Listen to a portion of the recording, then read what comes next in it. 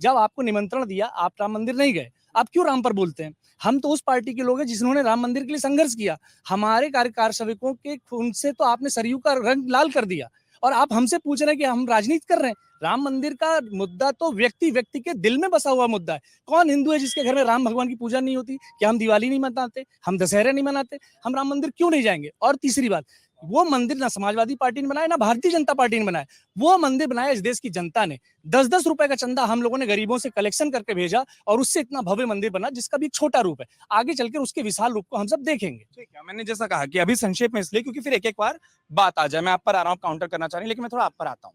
दिन भर जब लोगों से बात किया तो कई लोगों ने कहा कांग्रेस में धीरे धीरे दो तरीके से चुनाव लड़ा जा रहा है।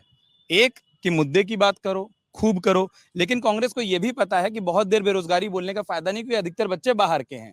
तो ये भी बात करो कि हम किस परिवार से आते हैं, हम किस समीकरण से आते हैं। क्या ऐसा है कि समीकरणों को भी साथ में खूब साधा जा रहा है? आज देश में न मंदिर मुद्दा है, न मस्जिद मुद्दा है। देश में जो मुद्दा है, जिस तरीके से नौजवान पूरी तरह से परेशान है, न कोई भर्ती आ रही, न कोई वैकेंसी आ रही है। केंद्र की सरकार 10 साल लगातार हो गई। मैं भारतीय जनता पार्टी को, देश के प्रधानमंत्री जी से पूछना चाहता हूं, 10 साल में 1 लाख भी भर्ती इस भारतीय जनता पार्टी ने नहीं किया। पेपर लीक के सवाल पर जो भी बहन बोल रही थी, पेपर लीक के सवाल पर भारतीय जनता पार्टी पूरी तरह से चुप्पी साधी हुई है। और मैं बताना चाहता हूं, उसी का आड़ लेकर कोई भर्ती नहीं हो रही है। आज नौजवान आत्महत्या कर रहा है, अपने माँ बाप के सपने लेकर इलाहाबाद में आता था। आज न कोई वैकेंसी हो रही, न कोई रोजगार है। ये तमाम ज्वलंत मुद्दे हैं। आज भारतीय जनता पार्टी देश की सारे संसाधन को, चाहे एयरपोर्ट ले लीजिए, चाहे बड़े बड़े कारखाने ले लीजिए, सारे कारखाने बेच रही है दो पूंजीपतियों के हाथ, अडानी और अंबानी के हाथ। ये आने वाले कल आपके बच्चे, हम लोग भी किसान के बेटे हैं, हमारे आगे बच्चे रोजगार कहाँ पाएंगे?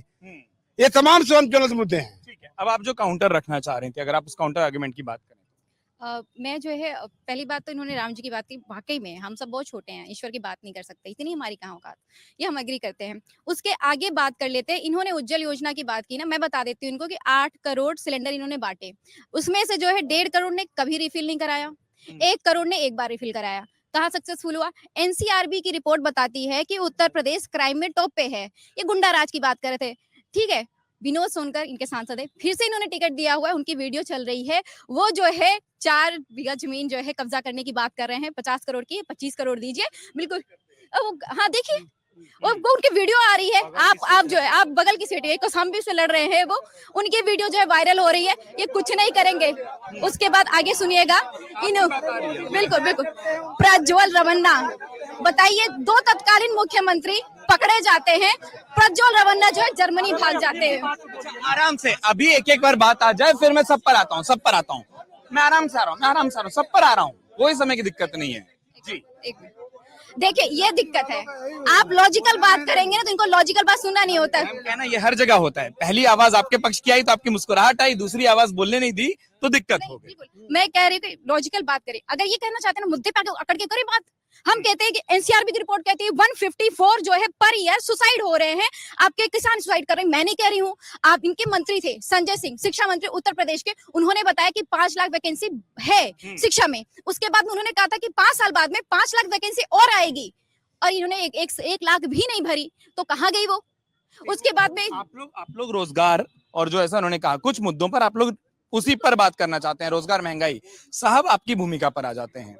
कई लोग दिन भर में ये बोले कि जरा ये भी पूछ लीजिएगा कि भूमिका क्या है, क्या वोट काटने के लिए तीसरा पक्ष उतरा है? और ये कई बार और पार्टियों के साथ भी कहा जाता है, और आपको भी पता है ये दोनों अपने अपने प्रचार में कई बार कह देते हैं बी टीम एक शब्द खूब चलता है। क्या ऐसा है मामला? देखिए, हमारी पार्टी तो लड़ नहीं रही है इस पीडीएम के गठबंधन में, लेकिन जो भी गठबंधन हमारे साथ जो पार्टियां हैं उनको हमारा पूर्ण समर्थन है और हम उनके लिए मेहनत कर रहे हैं। भूमिका पूछ रहे हैं कि वो समर्थन जिसका किसका नुकसान ज्यादा करेगा? नहीं, देखिए, हम अपने लिए वोट मांगेंगे, हमारे जो अलायंस पार्टी है हम उसके लिए वोट मांगेंगे। हम क्यों किसी का जो है वोट काटेंगे? या हमारे अभी तक तो ये होता था कि हम बी टीम है। अभी हमने उत्तर प्रदेश में चुनाव नहीं लड़ा, ना हमको जो है पीडीए में लिया गया, ये जो गठबंधन बनाया गया, तो हम लोग तो अछूत रहेंगे और हम लोग अछूत की तरह लड़ रहेंगे। कुछ महीने पहले तक आप तो नहीं, लेकिन आपके साथ ही इधर खड़े होते थे। अपना दल की बात कर रहा हूँ जी।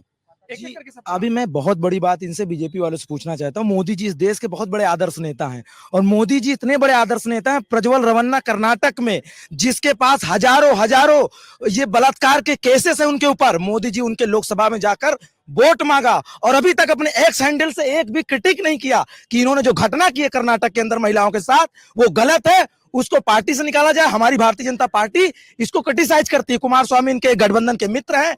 मणिपुर में घटना हुई, वहां पर महिलाओं को नंगा करके घुमाया गया और 1 साल बाद वीडियो वायरल हुआ, तब भी जाकर के मोदी जी के लिए उनके पास समय नहीं है।